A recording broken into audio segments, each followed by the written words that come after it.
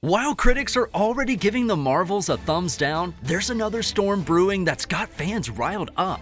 Park Sojun's screen time. Yep, you heard it right. The much anticipated role of this South Korean superstar in the MCU turned out to be more of a cameo than a star turn. Stick around as we dive into this and more in the bumpy world of Marvel's diversity attempts. First up, let's talk about Park Seo-jun. This guy's not just a big deal in South Korea. He's a heartthrob with a capital H. Known for his roles that blend charm with depth, he's been winning hearts long before stepping into the MCU. So when Marvel announced he'd be joining the Marvels, fans were all eyes and ears. In the Marvels, Park Seo-jun steps into the shoes of Prince Yan, a character that's as enigmatic as they come. With his casting, Marvel seemed to be making a statement. We're global and we're diverse. While many appreciated the attempt at diversity, others questioned if it was more of a superficial nod than a meaningful step. It seems like Park Seo-jun's character, despite being pivotal, didn't get as much spotlight as fans hoped. According to the Straits Times, his screen time is under 3 minutes in the 105-minute film.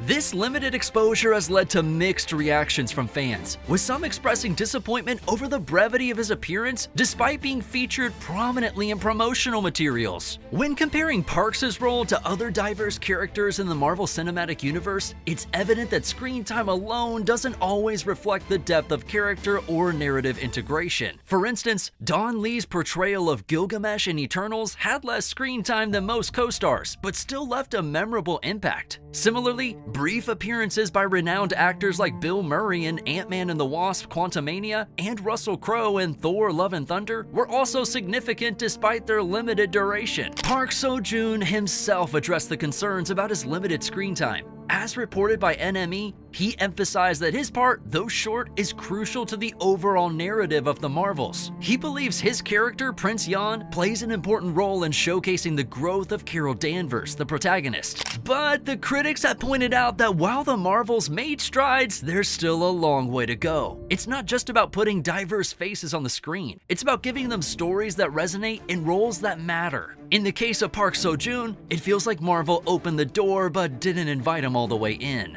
Now about the movie itself. Fans and critics both seem disappointed by this installment. The movie sets up an ambitious plot. Carol Danvers, Kamala Khan, and Monica Rambeau are the main trio, and they're dealing with a weird power glitch. They keep swapping places whenever they use their powers. It's a neat idea, but the way it plays out is more confusing than a maze. Just when you're getting the hang of one story, you're thrown into another. The settings are all over the place. One minute you're in space, the next you're back on Earth. It's a whirlwind tour of the Marvel Universe, but it's so fast-paced you barely have time to catch your breath. Action scenes, plenty of those. They're big, bold, and full of energy. But sometimes it feels like they're just thrown in there, like, hey, it's been 10 minutes, time for another explosion. The action doesn't always feel connected to the story, which can be a bit jarring. Humor is a key part of any Marvel movie, and the Marvels tries to keep up the tradition. Some jokes hit the mark, but others miss by a mile. It's a mixed bag. Sometimes you're laughing, sometimes you're just waiting for the next scene.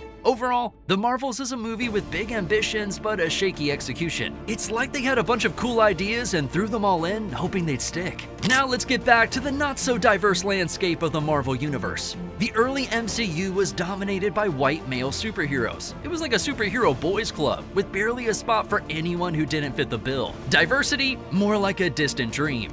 Kevin Feige, the big boss of Marvel Studios, almost quit because of diversity issues. He was up against Ike Perlmutter, Marvel's chairman, who wasn't exactly keen on shaking up the superhero roster. Mark Ruffalo spilled the beans about this clash, revealing how close we came to losing Feige over the lack of diversity, especially regarding female-led Marvel films. The MCU wasn't just battling external diversity demons, it had its own internal drama too. Remember Edward Norton and Terrence Howard? They were the original Hulk and War Machine, but then poof, they were gone. While these changes weren't directly about diversity, they sure added to the early MCU's roller coaster ride. Let's take a stroll down memory lane, the initial Avengers lineup.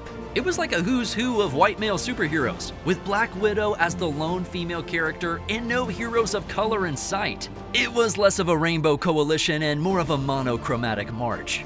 Fast forward a bit, and we see the MCU finally getting with the times. Enter Black Panther and Captain Marvel. game changers that brought race and gender diversity into the spotlight. It was like the MCU finally found its glasses and saw the colorful world around it. In the world of comic books, Marvel Comics stands as a titan known for its vast array of characters and storylines. However, not all chapters in its history are without controversy.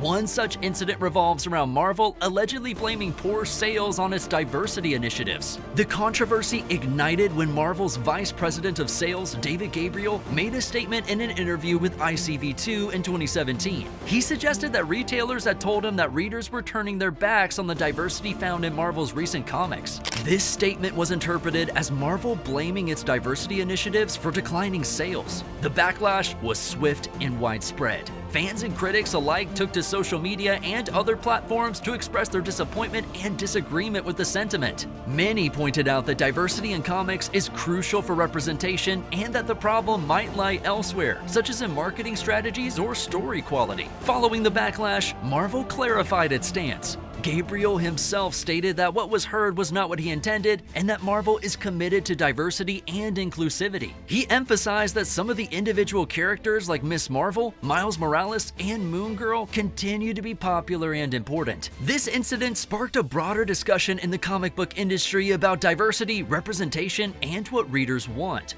It highlighted the need for a balance between introducing new, diverse characters and maintaining the legacy of classic ones. Marvel has continued to introduce diverse characters and storylines, showing a commitment to inclusivity. The controversy served as a learning point for the industry, emphasizing the importance of understanding and catering to a diverse audience. From high hopes to hard landings, it's clear that the journey to inclusivity is filled with more twists and turns than your average superhero saga. As we close this chapter, one question lingers. Will Marvel learn from its missteps and truly embrace diversity? Or will it continue to be a case of too little, too late?